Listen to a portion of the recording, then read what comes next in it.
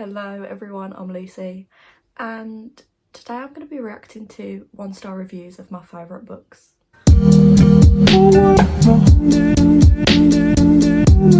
So this video it's been done by a lot of people, but the video that I was inspired by to film this myself was Katie's from Phantom Fable, so I will link her video in the description. Pretty much I've took some of my favourite books and I've gone on Goodreads and found 1-star reviews to these books, and I'm just going to read them and see how I feel, come up with a counter argument, because objection, hearsay, so I'm just going to get into it. So the first book is Bunny. If you don't know, Bunny is a really weird horror kind of book. It's very strange. And no one really knows what's going on, even at the end of the book. I've read it twice now and I still have no idea what's going on in it, but it's still one of my favourite books ever. So, Anne-Marie said, "My partner loved this book, called it quirky. We might break up soon. I prefer my literary eccentricity to feel more organic. Weird for the sake of being weird has always made my jaw clench in irritation. What a deeply disappointing departure from 13 Ways of Looking at a Fat Girl." So 13 Ways of Looking at a Fat Girl is Mona Award's one of her other books. I have not read it. I don't think you should break up with your partner for liking Bunny. In fact, if you do, send them my way, because I like Bunny and we have that in common. So yes, Anne-Marie, break up with your partner. Another one says, like The Secret History, but less fun and not interesting at all. I hated The Secret History, so maybe people who like The Secret History hate Bunny and people who love Bunny hate The Secret History. Maybe it's a theme. I think that Bunny is fun and interesting. It's got themes of potentially drugs, potentially cults, bunnies. I think it's extremely interesting. Giaki, I'm not sure if that's how you say your name. Danny said, "That's nice. Gunshot." Danny, I don't think you should kill yourself based on Bunny. I really don't think it's worth it. Next, I'm going to move on to 1,000 Boy Kisses by Tilly Cole.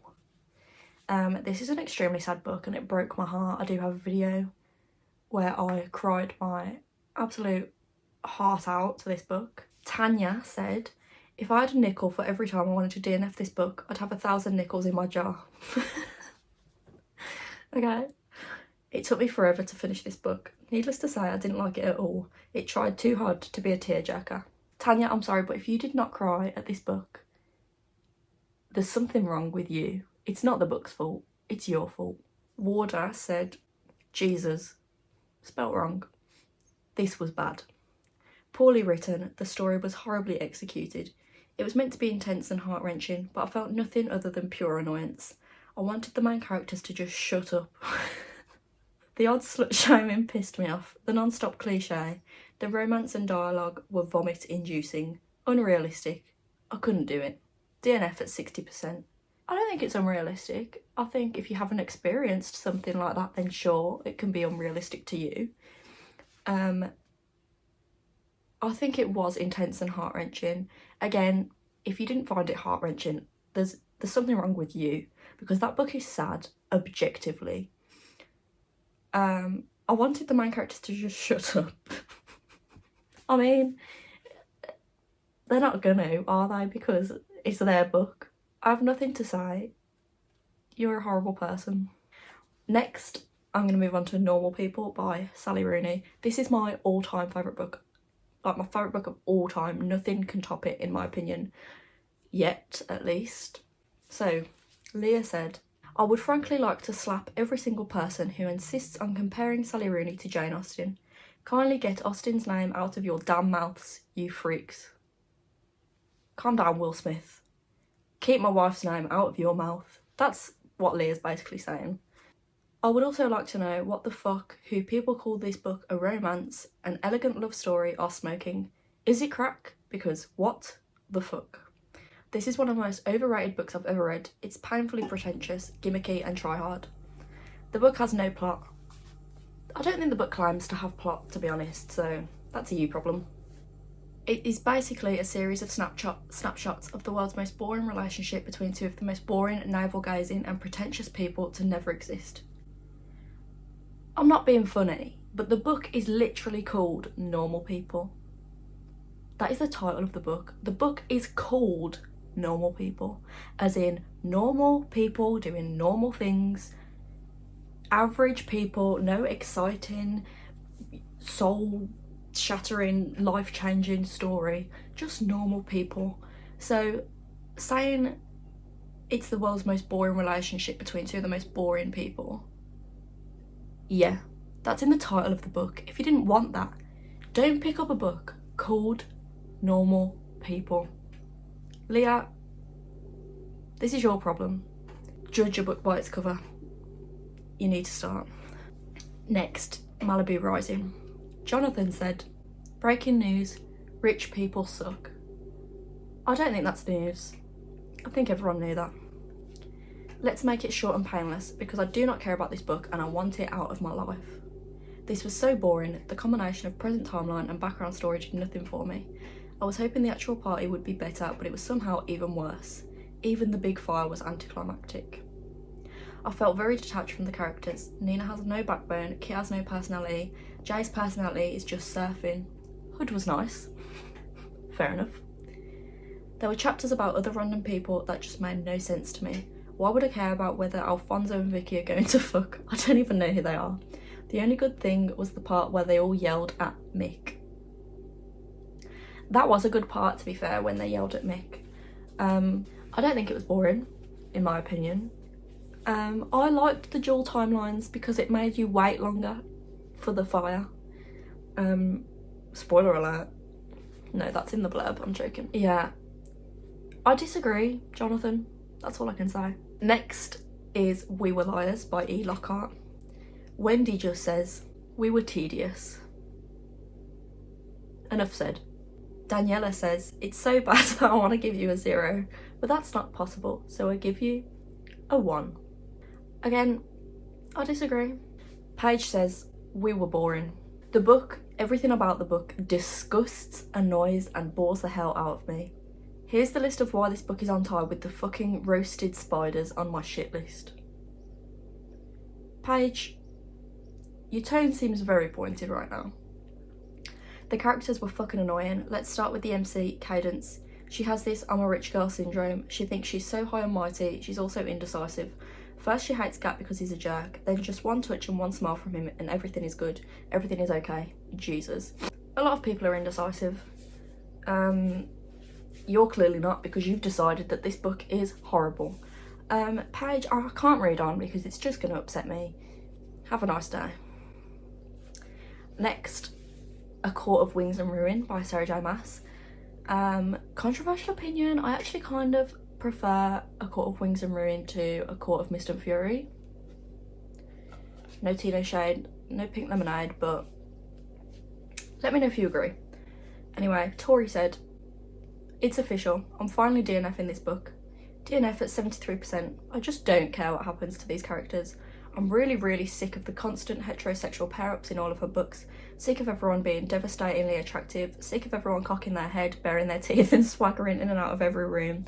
Mate, please stop with all the mates. So you could say I'm DNFing Sarah J Maas in general. I'm tired of the same old formula and I could go on for ages, but I just know there are much better fantasy reads out there that you should try.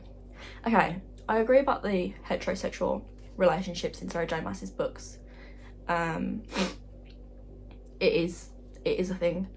However, I like everyone cocking their head, baring their teeth and swaggering into a room.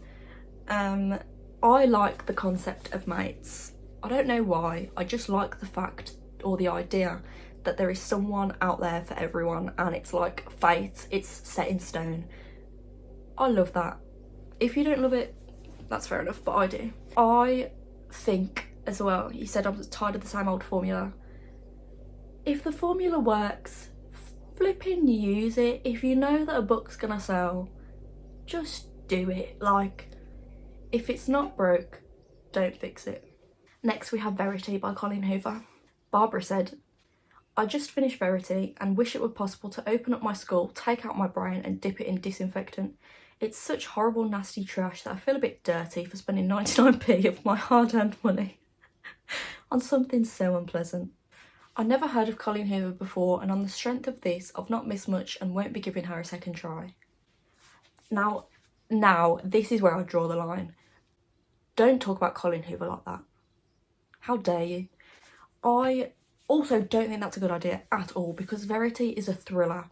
Colleen Hoover writes predominantly romance. Don't base a thriller on an author that's wrote a couple of thrillers compared to tons of romances. Don't compare that one thriller to all of her books. That is, you're missing out. I'm sorry, but if you refuse to read any more Colleen Hoover because you didn't like one of her books, you're missing out and it's your loss, Barbara. Maddie said, I mean, if you like sex scenes drier than a biology textbook, sure, go off, I guess. Sure. Now, Josh and Hazel's Guide to Not Dating. I realised I stopped talking about what the books are about. Oh well. Anyway, Josh and Hazel's Guide to Not Dating. This is my recent favourite. Cara said, I have never read a book with a worse main character. The 1 star is for Josh. I love Hazel. I'm sorry, Cara, but I love Hazel. She's like one of my favourite main characters I've ever read about. I agree to giving a star for Josh because Josh is great. However, if you're just going to give the stars based on Josh, I'd give at least 3. MTVE41 says, DNF after first chapter. You're an idiot. Why? How can you possibly DNF a book after 1 chapter? You have no idea what the book's going to be like. You have no idea. And I know for a fact the first chapter of Josh and Hazel's Guide to Not Dating is 11 pages. How can you possibly know if you're going to like a book and rate it 1 star after reading 11 pages? You can't even put that on your Goodreads. You read 11 pages of a book. 1 chapter. That's ridiculous. I'm actually like, I don't like this person. Like, that's ridiculous. Uninteresting, repetitive, and seriously slobber-mouthed. Totally a pet peeve of mine. Even the sarcasm and punchlines are meh. Not sure what these two were smoking for writing this one. You read 11 pages. Take it off your Goodreads. This cannot go towards your Goodreads goal. You just can't decide whether you like a book or not after 11 pages. I'm sorry, MTVE41, but you're wrong. The 7 Husbands of Evelyn Hugo. Melissa says, I was really enjoying this story of old Hollywood. It was riveting. And then I was a little less than halfway through the book and they hit you with the lesbianism. How did I miss this in the reviews? This is a subject I choose not to read about and was therefore very disappointed to discover it to be a major part of the storyline. There's just nothing else to say. What? I'm sensing a bit of homophobia. I won't lie. Lesbianism is a subject I choose not to read about. What do you mean you choose not to read about it? What? That's homophobic and I don't care. It is. Anyway, now that I'm all riled up and ready to start my day, that's where I'm going to end the video. If I read out your review or if you have a similar review, don't take it personally. It's just my opinion. I loved these books that I spoke about, so obviously I'm going to have different opinions to the ones that I've just read out.